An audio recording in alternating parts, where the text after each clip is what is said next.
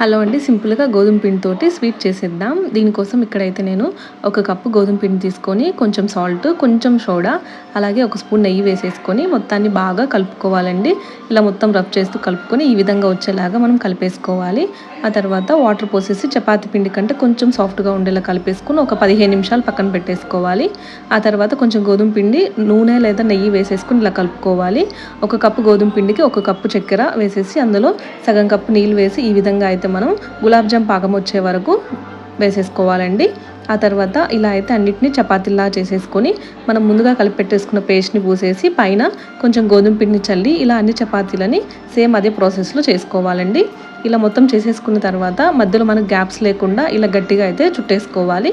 చుట్టేసుకొని ఈ విధంగా అయితే కొంచెం మందంగా ఉండేలాగా మనం వీటిని కట్ చేసుకోవాలి. కట్ చేసుకొని లైట్గా అలా ప్రెస్ చేసేస్తే మనకి ఇవనేది రెడీ అయిపోతుంది. ఇలా కొంచెం కొంచెంగా రెడీ చేసుకుంటూ ఆయిల్లో వేసేసుకొని ఈ విధంగా అయితే కలర్ వచ్చేలాగా ఫ్రై చేసుకోవాలి. మనం ఆయిల్లోంచి తీసిన తర్వాత మనకు కొంచెం అయితే కలర్ చేంజ్ అవుతుంది. షుగర్ సిరప్లో ఇలా ఈ విధంగా అయితే వేసేసుకొని ఒక 1 మినిట్ ఇలా అయితే డిప్ చేసేసుకొని ఆ తర్వాత తీసేసుకోవడం అండి. చూసారు కదా, చాలా అంటే చాలా సింపుల్గా మన గోధుమ పిండితోటి హెల్తీగా స్వీట్ అనేది రెడీ అయిపోతుంది.